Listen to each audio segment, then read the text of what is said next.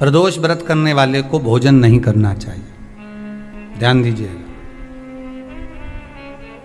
फलाहार करो, उसमें भी नमक का सेवन मत करो। प्रदोष व्रत में नमक का सेवन वर्जित होता है। कारण, क्या कारण होता है? उसका एक कारण माना गया है, नमक की वर्जितता। जिस समय पर एक नगर में एक ब्राह्मणी रहती थी, बहुत भाव से सुनिएगा, प्रदोष व्रत नमक को त्यागने का भाव। प्रदोष व्रत की किताब में भी मिल जाएगा आपको, आप पढ़ेंगे तो सुना होगा आपने। एक ब्राह्मणी रहती थी एक नगर में, उसका पति नहीं था, छोटा सा बालक एक साथ में रहता, छोटा सा बालक। अब ब्राह्मण के घर की धर्म पत्नी है, ब्राह्मण कर्मकांड करने वाला, पूजन करने वाला, पाठ करने वाला, अनुष्ठान करने वाला, पूजन करने वाला, मंत्र जाप करने वाला, भगवत भक्ति में डूबने वाला। ब्राह्मण तो चले गया, ब्राह्मणी बच्चे के साथ रह रही, क्या करे वो? अकेली निवास कर रही है, अकेली रह रही है। और ब्राह्मणी बच्चे के साथ भ्रमण करती रहती, घूमती, कहीं कहीं दर दर जाकर कुछ भिक्षा को मांग कर लेकर आ जाती। और भिक्षा लाने के बाद में उस भिक्षा को जब लेकर आती तो अपने बच्चे को भी खिलाती और स्वयं भी उसका पान करती। एक दिन ब्राह्मणी भ्रमण करते करते प्रदोष काल के समय पर शिव मंदिर में प्रवेश करी। प्रदोष काल के समय पर, और शंकर मंदिर में जब प्रवेश करा, प्रदोष काल किसको कहते हैं? सूर्य अस्त हो रहा हो, रात्रि प्रवेश कर रही हो, दोनों का जब मिलन हो रहा हो वो प्रदोष काल कहलाता। दोनों का जब मिलन हो रहा, सूर्यास्त हो रहा हो, रात्रि अपना चरण बढ़ाने के लिए आगे बढ़ रही हो, और दोनों का जब मिलन हो रहा है, वो प्रदोष काल है, वो प्रदोष का समय है। ब्राह्मणी मंदिर में प्रवेश कर रही। जब ब्राह्मणी मंदिर में प्रवेश करी, मंदिर के अंदर पहुंची, प्रदोष काल का समय था, प्रदोष का समय चल रहा था। और प्रदोष काल के उस समय में, प्रदोष काल के उस समय में जब ब्राह्मणी ने देखा कि कोई भगवान की भक्ति में लगा हुआ है, भगवान के रस तत्व में डूबा हुआ है।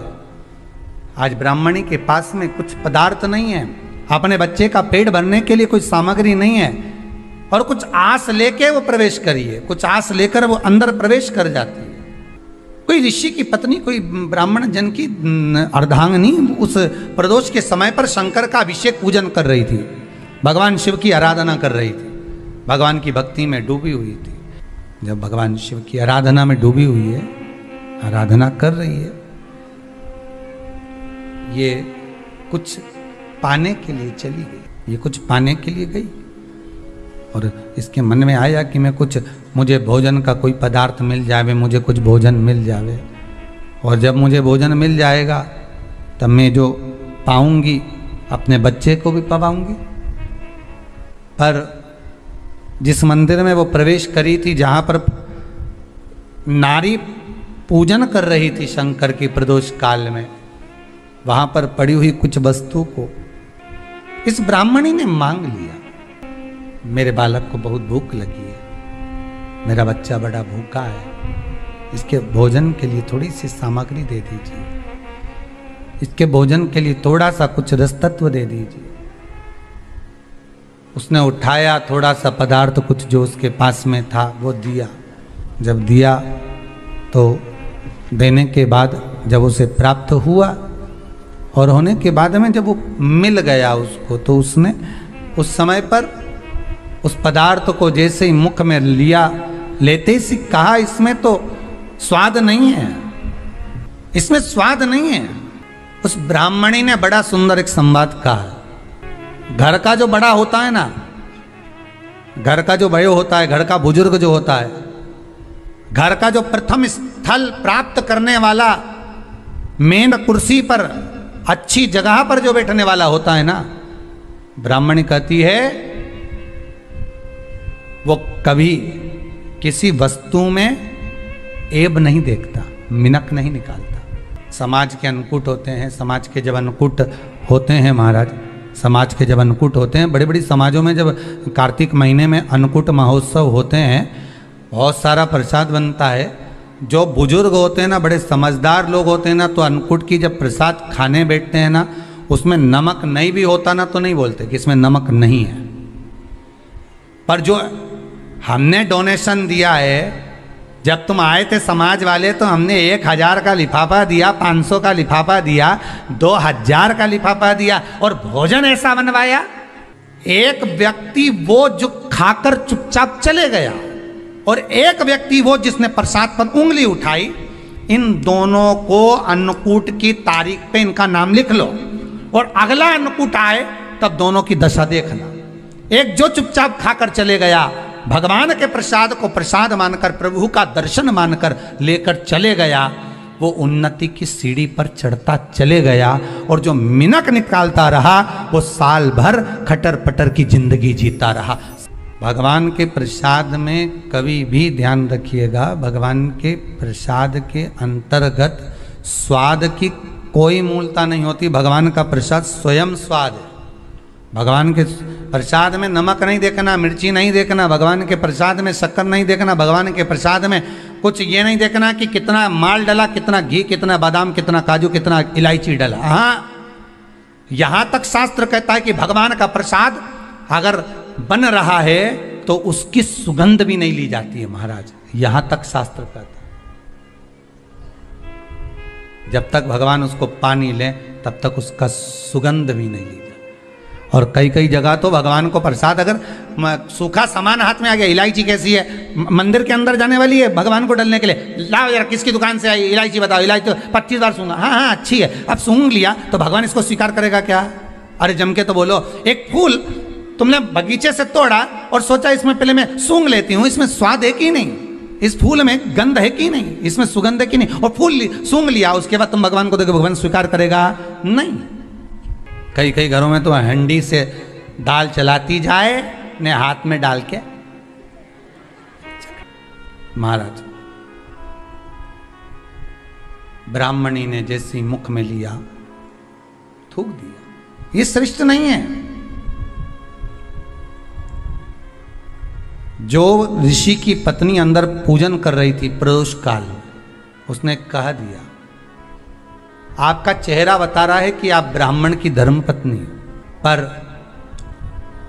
आज आप दर दर जाकर अगर भिक्षा मांग रही हो, दर दर जाकर अगर भीख मांग रही हो, दर दर जाकर भिक्षा को मांग रही हो, तो इसमें आपके पति का दोष नहीं है, दोष आपका है।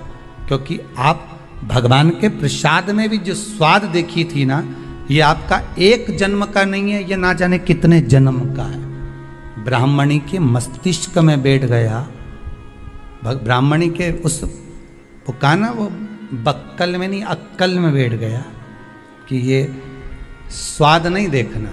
इसलिए प्रदोष व्रत के अंतर्गत ब्राह्मणी ने उस दिन से विचार कर लिया कि जैसे आप पूजन कर रही हो, जैसे आप अर्चना कर रही हो, जैसे आप आराधना कर रही हो, ऐसी आराधना, ऐसी पूजन, ऐसी भक्ति मैं भी करूँगी, ऐसी आराधना मैं भी करूँगी।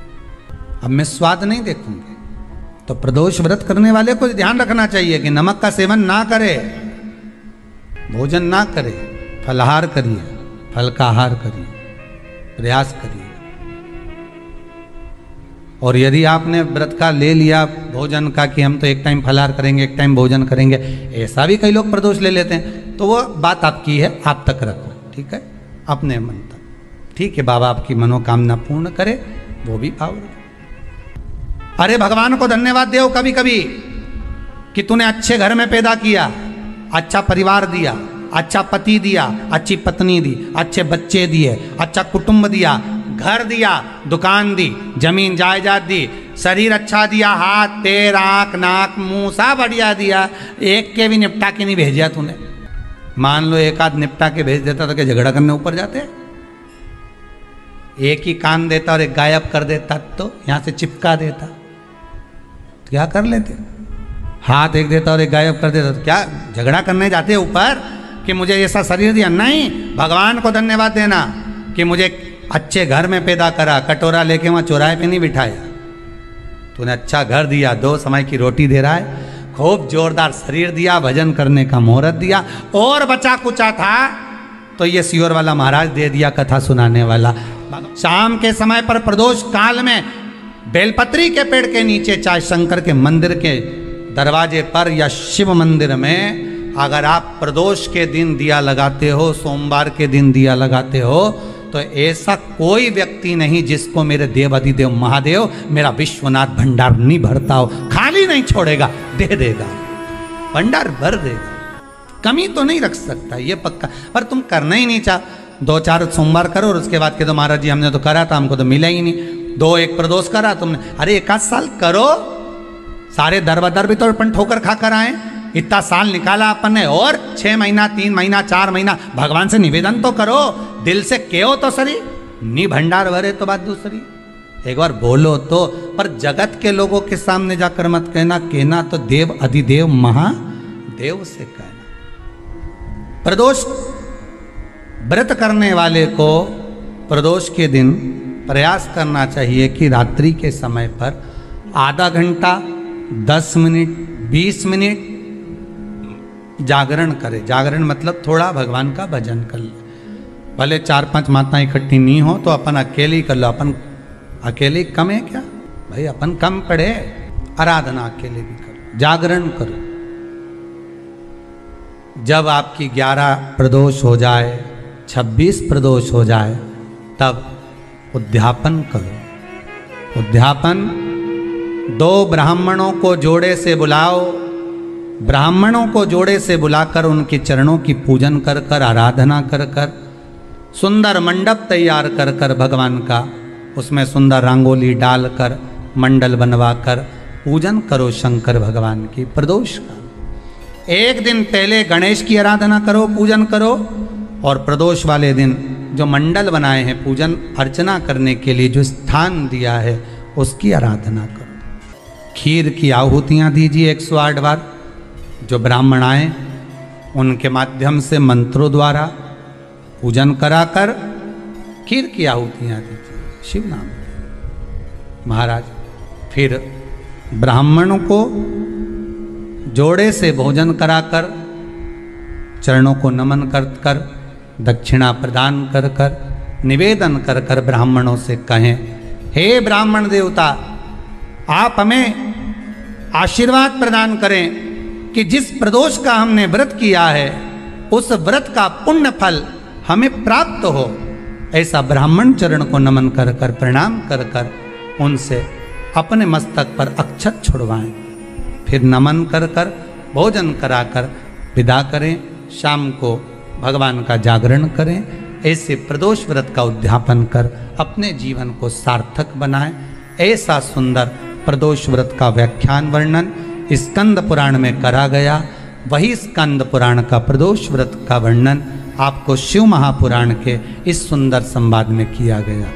एक दिन शाम का समय, प्रदोष का दिन, प्रदोष काल, भगवान देव अधिदेव महादेव माँ जगतजननी पार्वती जी के साथ में भ्रमण करते। देखिए, अगर प्रदोष का व्रत नहीं कर सकते, प्रदोष के दिन आप व्रत नहीं कर सकते, मान लो आपसे भूखा नहीं रहा जाए, प्रदोष का व्रत नहीं कर सकते, प्रदोष के दिन आप भूखे नहीं रह सकते, मंदिर भी नहीं जा सकते, दिया भी नहीं लगा सकते, तो शिव महापुराण की कथा कहती है कि प्रदोष के दिन, प्रदोष काल में अपने ही दरवाजे के पास देवाधिदेव महादेव का स्मरण कर कर लक्ष्मी की वृद्धि के, कार्य सिद्धि के, संपदा को प्राप्त करने के लिए आप अपने ही दरवाजे के पास में एक दीप लगा सकते हैं। कौन से दिन? प्रदोष। प्रयास करना, जब जब जिस महीने में जो प्रदोष पड़ा करे, जब प्रदोष पड़े, बन सके 1 बेलपत्र, बन सके 5 बेलपत्र, शमी पत्र, हरे मूंग, हरा मूंग, बेलपत्र, एक कलश के अंदर थोड़ा सा पानी लेकर 1 बेलपत्र, हरा मूंग, शमी पत्र डालकर और उसमें थोड़ा सा गुड़ डालकर भगवान शिव का स्मरण कर कर प्रदोष काल में मान लो कोई काम आपका बहुत जरूरी है, बहुत दिनों से आप थक गए हैं, नहीं हो रहा, कर्जा बढ़ रहा है, धन नहीं आ रहा, व्यापार नहीं चढ़ रहा, या कोई समस्या बहुत प्रबल है, कोई एग्जाम में बैठ रहे हो नहीं हो रहा, परीक्षा भी दे दी है, रिजल्ट आने ही वाला है, तो भी प्रदोष काल में प्रदोष के समय वो जल मूंग समीपत्र और बेलपत्र और गुड़ का शंकर के शिवलिंग को समर्पित करना प्रारंभ कर दो। 2 या 3 प्रदोष करोगे, बाबा आपकी मनोकामना शीघ्र पूर्ण कर देगा।